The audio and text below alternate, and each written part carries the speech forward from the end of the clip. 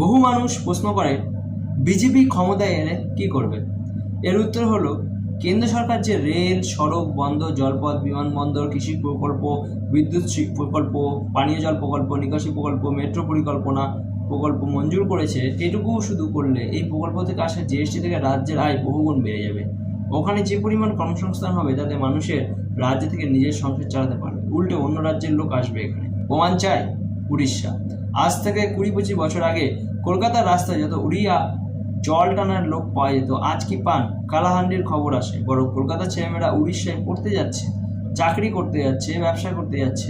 কিছু আইনি সংস্কার আমাদের রাজ্যে আর্থিক, প্রশাসনিক ও আইনি সংস্কার আমাদের উন্নয়নের গতি বহুগুণ বাড়িয়ে দেবে, যা নবীনবাবু করেছেন 26 বছর আগে।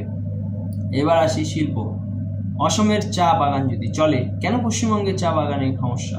তার মানে সমস্যার সমাধান আছে। ত্রিপুরার বহু সবজি এবং ফল বিমানে আরব দেশে রপ্তানি হচ্ছে গত 7-8 বছর। কেন আমাদের ফসল রপ্তানি হবে না?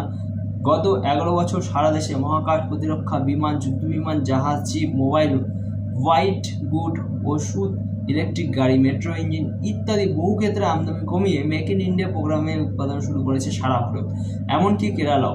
একটা তোলাবাজহীন পরিবেশ, জমির সঠিক দাম দেবার ব্যবস্থা, পরিকাঠামো এবং কর কাঠামোতে কিছু পরিবর্তন করলে শুধু পশ্চিমবঙ্গ নয়, সঙ্গে উত্তর ভারত এবং উত্তর পূর্বের রাজ্যে শিল্প সম্ভাবনা চ্যালেঞ্জ করবে দক্ষিণ ভারত এবং পশ্চিম ভারতকে। কিন্তু পশ্চিমবঙ্গকে সম্পূর্ণ মার্ক্সবাদ মুক্ত করতে হবে।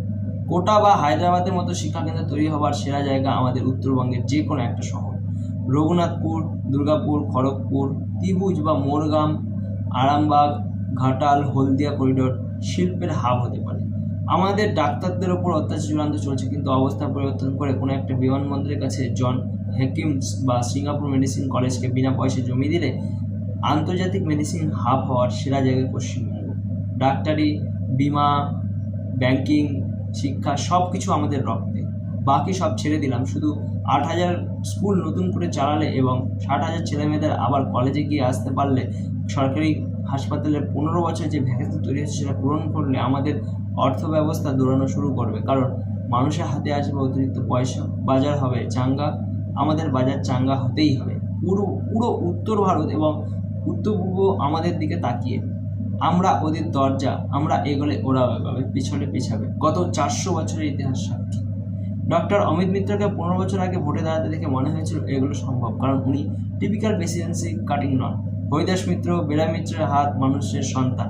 ওনার সাক্ষাৎকার শুনে সেদিন মনে হয়েছিল আইজি প্যাটেল, জগদীশ, ভগবতী বা অরবিন্দ প্যারাগেনার মতো চিন্তা উনি করেন। কিন্তু সবার ওপর পিসিমণি সত্য, তাহাই ওপর নয়। আমাদের অর্থনীতি চলে হরকৃষ্ণ ত্রিবেদীর মতো একজন বিহারি আইএএস এর কথা, আর তাই আমরা আজও পরিযায়ী।